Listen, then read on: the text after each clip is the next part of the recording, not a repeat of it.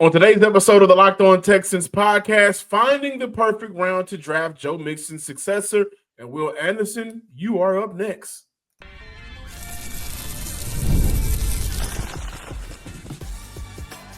You are Locked On Texans, your daily podcast on the Houston Texans. Part of the Locked On Podcast Network, your team every day. Battle Red Nation, Bulls on Parade. We are your Texans insiders and credential media members. I'm John Hickman. That's Brian Big Stars Barfield. And this is the Locked On Texans podcast. Thank you for making us your first listen of the day and for being a part of the Locked On Podcast Network's family, your team every day. On today's show, what are we talking about, Sarge? Well, former teacher, former educator here, we are giving off-season grades. All things considered, how do you feel about the Houston Texans as of right now? Will Anderson, does it make sense to get him taken care of before CJ Stroud? Those quarterback numbers are growing each and every season. And thanks to your boy Myles Garrett, those edge rusher numbers are growing each and every season. But we open up today's show looking at finding the perfect round to draft a running back. Before we dive into that conversation, today's show is brought to you by Gametime.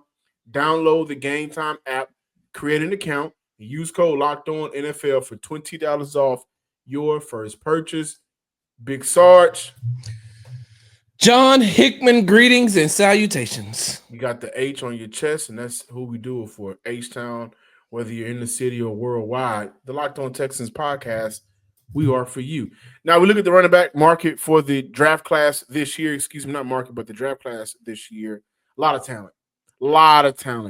One could argue that this year's running back draft class can be compared to last year's wide receiver class in the sense of there's a lot of talent in this draft. Headlined by Genty, Caleb Johnson, kid out of Iowa. You know, those are like the top two backs. Scatterbo, he's a big name. A lot of talent. Houston should absolutely benefit from drafting a running back in this year's draft class. It's all a part of what I believe Houston should be able to do this year, and that's find the depth to continue the championship window that they're operating in. Houston currently has the 25th overall pick, 58, 79, 89, 166, fifth rounder, 236, 241. In your opinion, when should the Houston Texans look to draft a running back, and who should that running back be?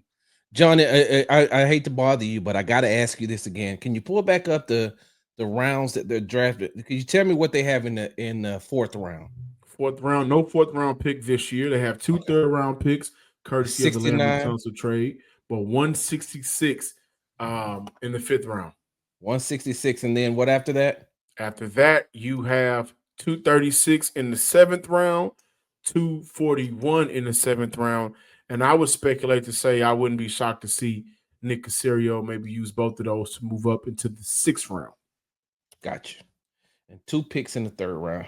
Just wanted to make sure that I had that right, John, because the one thing that I'm going to say is, of course, they're definitely going to need a successor to Joe Mixon. And because you look at what they currently have, and we're really looking at, if you're looking at the two backups right now that could play a game, could start a game for the Houston Texans if Joe Mixon couldn't go.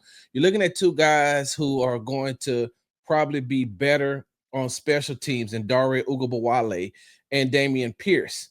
But then you also have British Brooks coming back, and then you have I can't think of the other. There's another running back that they have that didn't get a lot of playing time last year. Was a rookie last year, but you look at what they have. They have to get somebody in there that's going to be young, step up when Joe Mixon, when his contract is finally up. Somebody that Joe Mixon can groom to and prepare to take that next step into the NFL, and someone that they can get on a good running back that they can get on a rookie contract, John. So, I asked you about those picks. They got two picks in the third. Then you said that 166 in the sixth, 236 and 241 in the seventh. I wouldn't be surprised if, like you said, they would make sure trade one of those picks to jump up, maybe to get a running back, because as the rounds go on, those running backs are going to start coming off the board. Of course, you already mentioned Genty out of Boise State, but John, I'm gonna name you three. I'm gonna name you three running backs that I think that the Texans should take a look at. One of them may not be available when it's time for them to pick because he is a really good running back. We talked about Caleb Johnson out of Iowa, who ran a 4.5 at his at the NFL Combine last year at 1,537 yards rushing and 21 touchdowns. He's definitely going to be one of those guys that's on the board. That's going to be back in his draft by far, actually. Yeah, he's going to be gone, and he's someone that I know that you like a lot, and I know that you're going to speak on him maybe just a little bit more when you go. I do like Quinshon Junkins out of Ohio State, 1,060 yards, 14 touchdowns last year, and he split time with a guy that I think may be pretty good if the Houston Texans can get him, and that's Travion Henderson, who also played at Ohio State, 1,016 yards and 10 touchdowns rushing. So you look at Henderson, you look at Junkins. Those are two guys who come out of a big-time program, a program that C.J. Stroud is familiar with. So he still had ties, so he still knows those guys' work ethic. He knows what they're able to do on the field. I'm pretty sure that he could probably give Nick Caserio and D'Amico Ryan some inside information, even Nick Caley, about how good these guys are. Danny Barrett, who is the running backs coach. So those two guys, and like I said, I said Caleb Johnson out of Iowa. I said Junkins and Henderson out of Ohio State. John, I also like this guy, and I think that he may be there. He may be there when it's time for the Texans to look at drafting a running back. Jordan James out of Oregon. I like the way I like everything about that kid. I got a person that I call my little brother. That goes to Oregon. So I watched a lot of Oregon football, and so, but I like Jordan James. Had 1,267 yards rushing, 15 touchdowns. I don't know how much he would fit into the Texans system, knowing the system coming out of Oregon and how they play. But once again, we haven't seen how Nick Caley calls plays just yet. So he may be one of those guys that slides right in there and could be a backup to Joe Mixon. But he's the guy that I really like. If Henderson, Johnson, and Junkins is not there. In the other running back from last year's draft class, Jawad Jordan, he was a guy that a lot of people watched film on, became one of those underrated fan favorites, like a player that you want to see get an opportunity. And I think last year, British Brooks, whenever he got an opportunity, he just did so well that he ended up getting an opportunity to actually be on a 53-man roster, play, elevated for fullback at one point. But I think with the running back position overall, man, Houston is in a great position. They don't need a running back. And I would take it a step further to say, hey, listen, this is year 3. Maybe this would be the third offensive system for Dameon Pierce, but this would be the more favorable offensive scheme for Dameon Pierce, where he can just hit the hole and run. And we've seen Dameon Pierce have successful moments like that for Houston last year, ran off almost 200 yards on the ground. And so Joe Mixon leads the charge. Dameon Pierce is still in this room. The familiarity is there with Dameon Pierce. He still has talent. We talked about him yesterday being a special teamer. But the 22 draft class, it doesn't necessarily feel like, aside from Derek Stingley, who just got the bag, it doesn't feel like a lot of those guys will be in the future plans for this championship window. And I could be completely wrong on that, which is why I think Houston is in a great position, because you can bring in a guy late, whether they use one of those 7th-round picks or both of them to move up, or you trade back and gain more picks throughout the draft, or if you feel very good about a running back in the 5th round, you take them. But for Houston, that running back could very well be just, hey, come in. We like you. We know you're talented. We'll give you carries here and there. You'll get an opportunity to compete for a spot in the role over Dare and Dameon Pierce, but it isn't a glaring need for Houston, which is a blessing. Yep. Because this is a talented draft class. I like DJ Giddens out of Kansas State. He's a guy that ran for over 1,300 yards last year, 6.5 yards per carry. But you guys have heard me say constantly over and over again, why I believe that Jaden Blue will be a good Houston Texan because of that 4.3 40 speed, 4.29 40 speed, because of his ability to pass catch out of the backfield, because of his willingness to block coming from UT. They really expected their running backs to block out the backfield. Is he the greatest? Is the effort there? That's when you look at, can you coach him up to be better than he is because of the effort? Yes. And so I think the speed, the playmaking ability out of the backfield, and his ability when he's not fumbling the ball. Shout out to Cole Thompson, who was on the show yesterday, mentioned that when he's not fumbling the ball, his ability to run in between the tackles is where I think could play a huge role into him landing here in Houston. If they look at that and say, man, we need a speed, we need to change the pace back, and he can be that. I like Devin Neal, 4.58 40. Not the fastest, of course, but he's a guy that I really like for the Houston Texans because of his running ability. So 5th round for me seems perfect. And John, they got 4. I'm sorry. No, go ahead. They got 4 picks in the top 100. That's where you're going to see Houston really get busy and draft guys that they believe can come in and be impactful players day one. The 5th round to me seems like, hey, this is a guy that we like. We really like him. We like his tape. We like what he does on the field. We like his measurables. We can bring him in. We can let him sit for a while, and he can be a part of the extension of this championship window, which is why I really believe in Jaden Blue for Houston. And John, just to piggyback off of what I was talking about earlier with Jordan James, I failed to mention this. The one thing that I think that he brings to the Houston Texans, that he would bring to the Houston Texans is the one thing that they struggled in last season, and especially when Joe Mixon wasn't in the game. When Joe Mixon was in the game, they didn't have too many problems with this, but short yardage touchdown plays. And then I'm reading right here, James demonstrated an uncanny knack for finding the end zone with 31 touchdowns in 3 seasons. He gradually his gradual progression culminated into a second-team All Big Ten selection in 2024 as he helped power the Ducks toward a college football playoff appearance. But that 31 touchdowns in 3 seasons, John, it's crazy because it reminds me of how Dameon Pierce was when he was coming out of college. I think that Dameon Pierce scored a touchdown every 7 touches that he had. He didn't have too many touches. And real quickly, when coming out of the break, I know we're going to talk about, Will is up next to get the bag. But I got to ask you one more question about the running back, somebody that I think that you're very familiar with, and it may bring a smile to your face. Let's talk about it when we come back. However, imagine watching your favorite team live, feeling the energy of the crowd, beer in hand, witnessing unforgettable moments. There's nothing like experiencing a big game in person, and getting tickets should not be stressful. That's where Gametime comes in, making it easier than ever to grab last-minute tickets at unbeatable prices. With the cost of eggs going up and inflation, unbeatable prices are always a win. So if you check out the Gametime app right now, just download it. You always find some amazing deals going on the app with some exciting matchups. They offer their lowest price guarantee. If you find the same seat in the same section or row for cheaper, they'll credit you 110% of the difference and a peace of mind.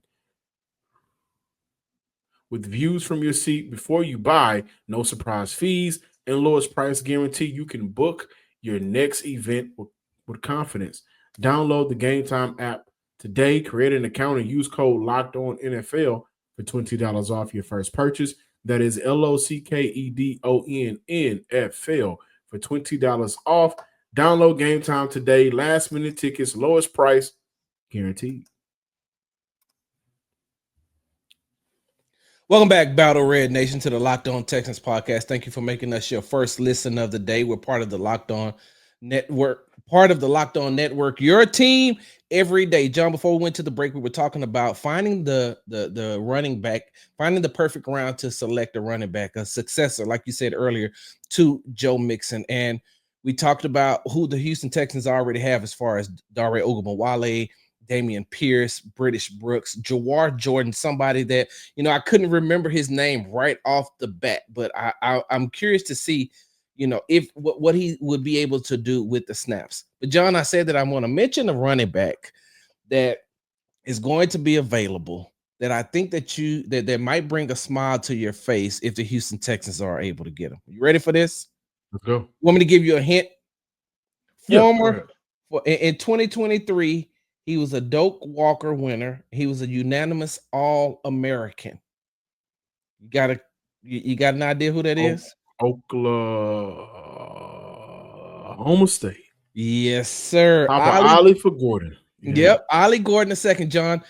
If the Houston Texans could pick him up with that, wouldn't that bring a smile to your face? Ollie is a talented running back. I mean, Yeah. he really is. I think that if he would have come out the year prior to last season, we'd be talking about him like we're talking about Genty. He'd be in a Genty Caleb Johnson class, Scatterbo class, and I think he's a better running back than Scatterbo actually. Talented, ran for was nearly 1,800 yards. Yeah.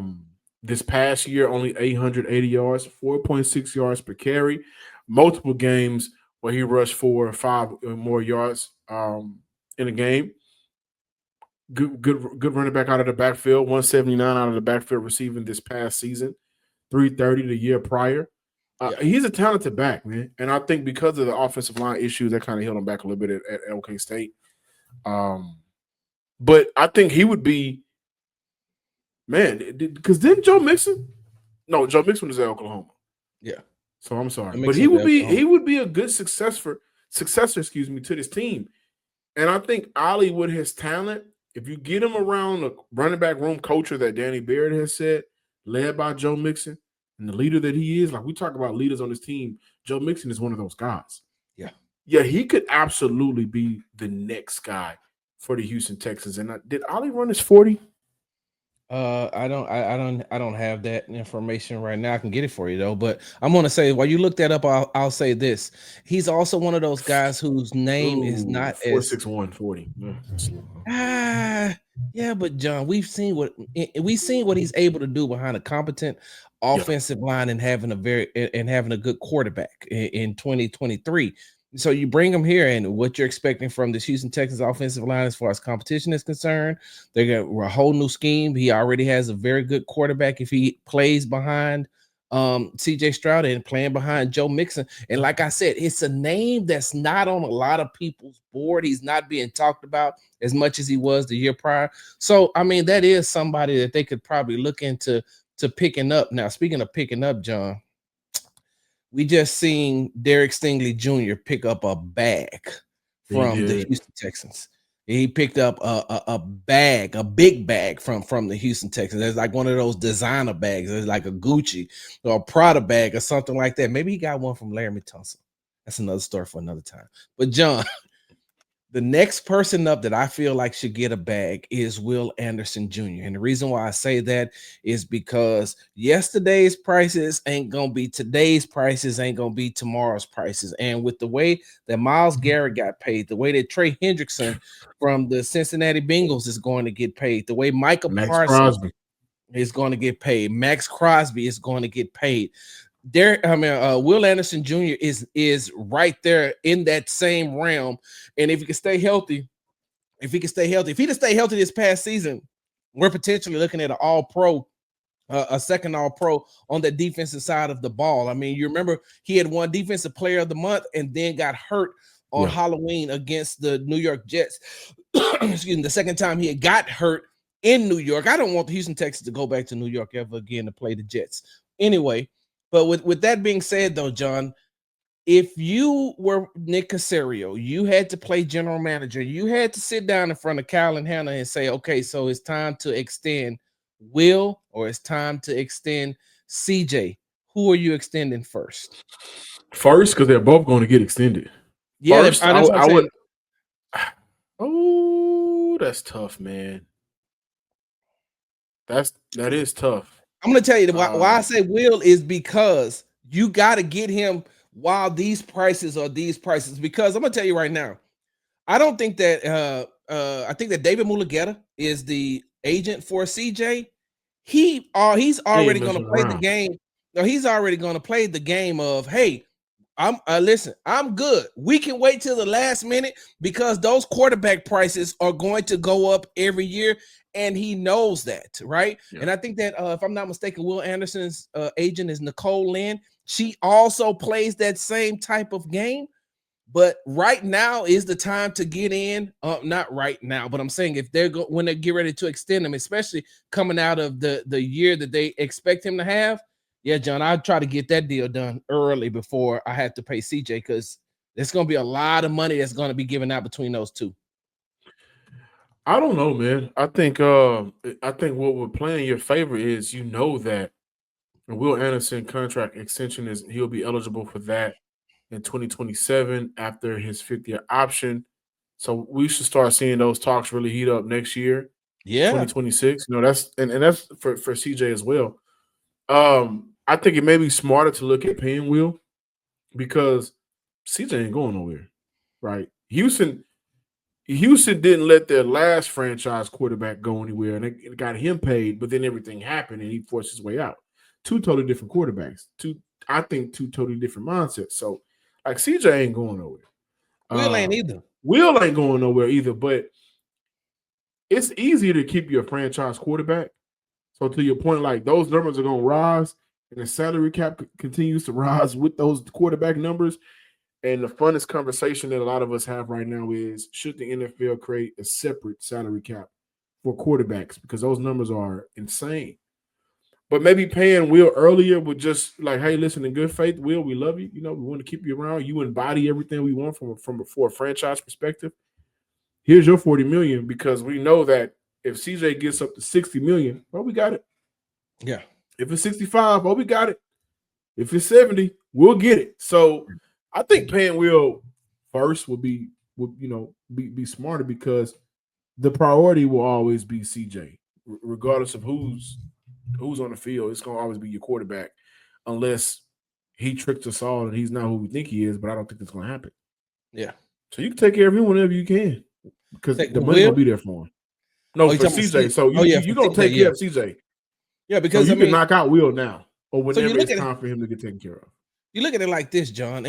I mean, their careers are pretty much on the same trajectory. I mean, CJ won NFL Offensive Rookie of the Year. Will won NFL Defensive Rookie of the Year. Last year, CJ didn't have the year that he wanted, and Will didn't have the year that he could have had due to injury. But we see how important he is when he is on the field. Even when he came back, John, I think that, what was that in that the Chargers game? How many sacks did he have? I think that he played very well in that Chargers game. And even, when you look at that Kansas City game, he's just one of those guys that won't quit. And now going into year 3, like, I think that, okay, real quickly, before we move on, real quickly, if you had to pick one, on who would be the All-Pro first, would you say it'd be Will, or would you say it'd be CJ? Will. And with that All-Pro tag, once he get that All-Pro tag, John, and listen, that could have happened this past season. And like I said, when you look at, so I went back and I looked at the numbers the year prior. During the season, I looked at the numbers the year prior to the people who made the All-Pro, the Max Crosbys and the Micah Parsons and the Miles. And I'm looking at that, and Will was on that same trajectory to get those numbers. Now, his name may not have been as big as these guys, because sometimes it comes down to name recognition, and Will was still building his name for a second year in the league. But if he stays healthy, he stays on the field, he gets an All-Pro. So next year, if we see him be able to stay on the field like we seen Derek Stingley be able to stay on the field, now we're talking All-Pro. Now, how much is that going to cost him? The bar right now is still Myles Garrett, $40 million. Well, and I'll take it a step further. I'm sorry? I was just going to say Micah about to get his. And that's what I was about to say. Micah's next. Myles Garrett is up right now. Daniil Hunter, is at 35. Max Crosby, 35. Nick Bosa, 34. Josh Allen, 28. And so, like, those are the premier pass rushers in the NFL. And I would go as far as to say Myles Garrett got the 40. I do think he messed the game up, but Cleveland gave him that because they knew they couldn't lose him. Yeah. I mean, they said they weren't going to trade him. So Do I think Will get 40? That's hard to say. In a couple of years, it could be a little bit more. Yeah. But I think paying Will, he's eligible for the extension in 2027.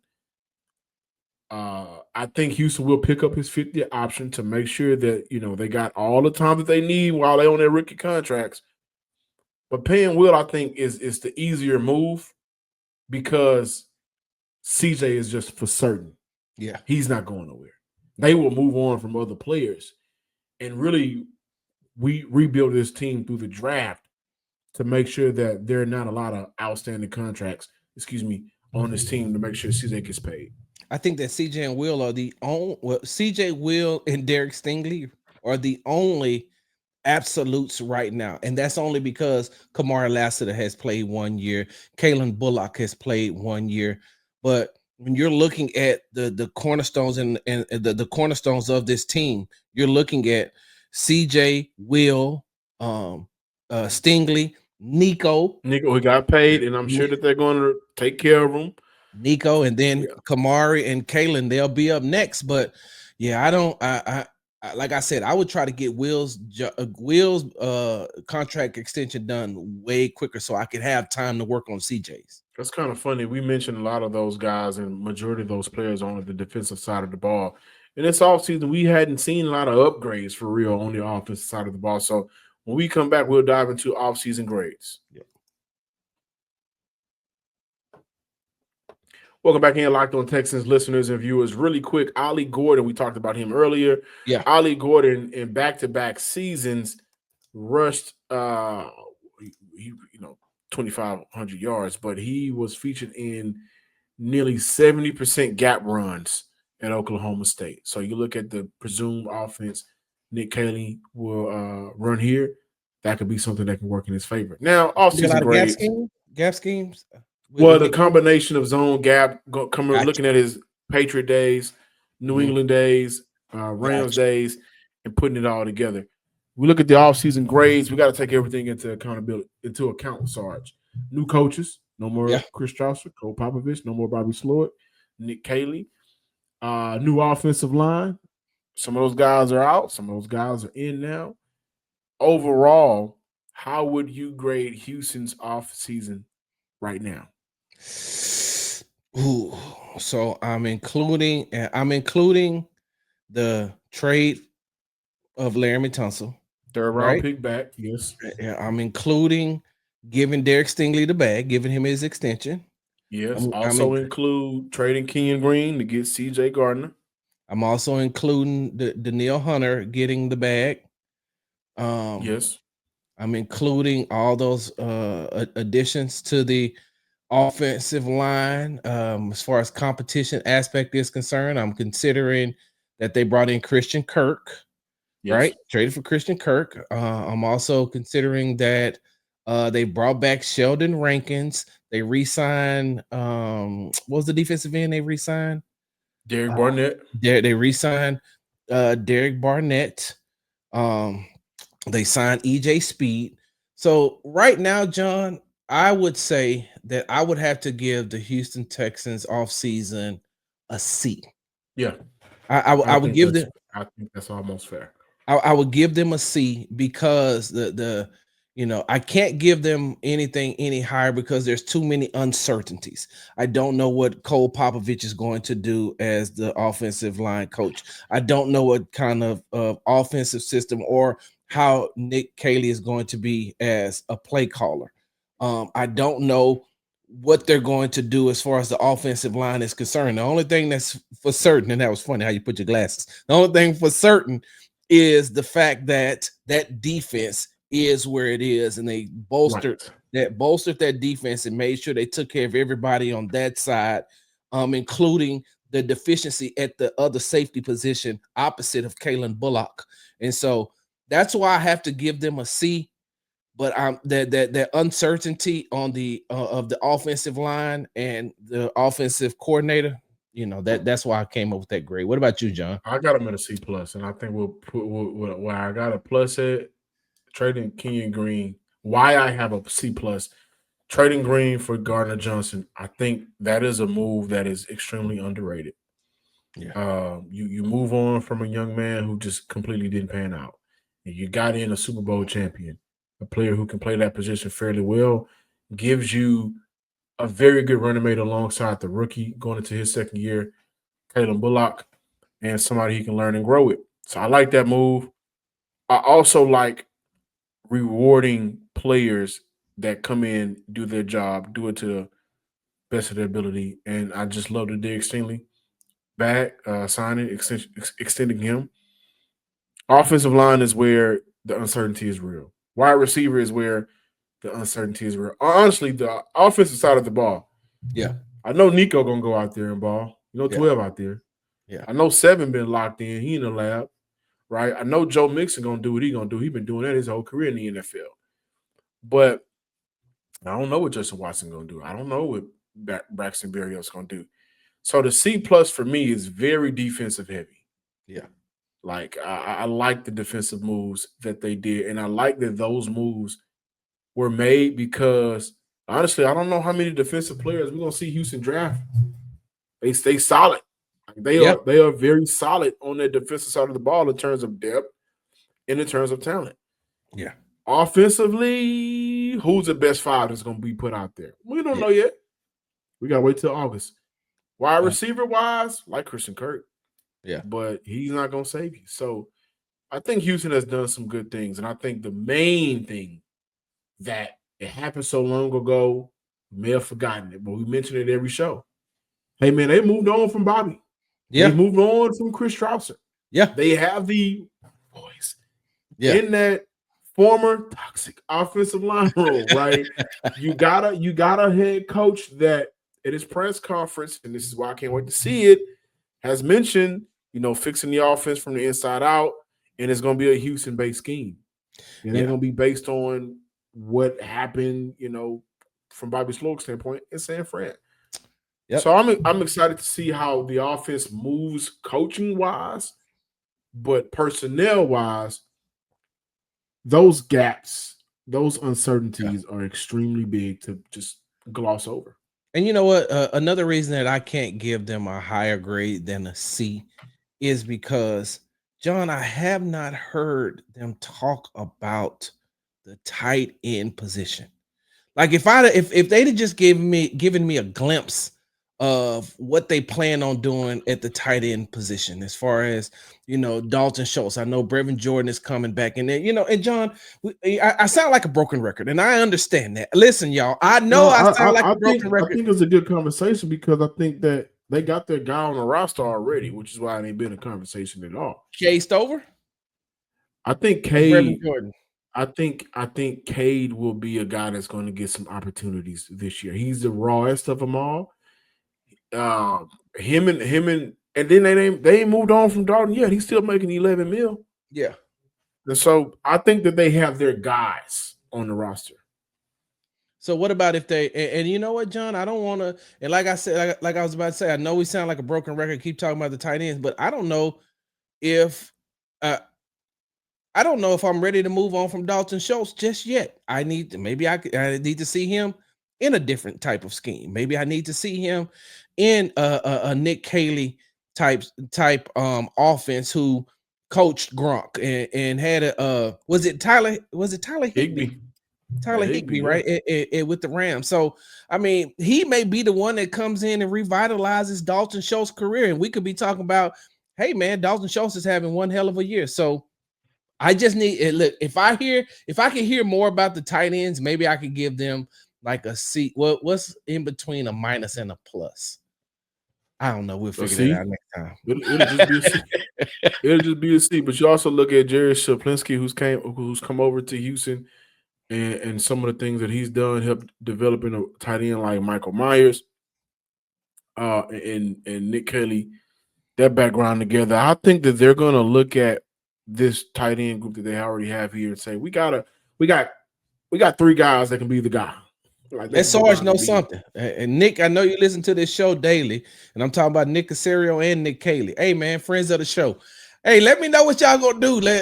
Text me. You got my number, Nick.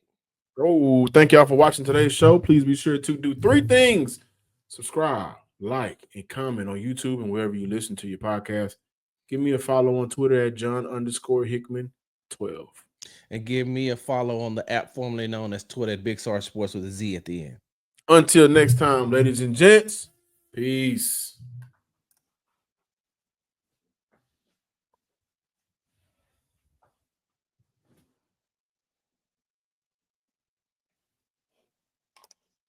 I ain't gonna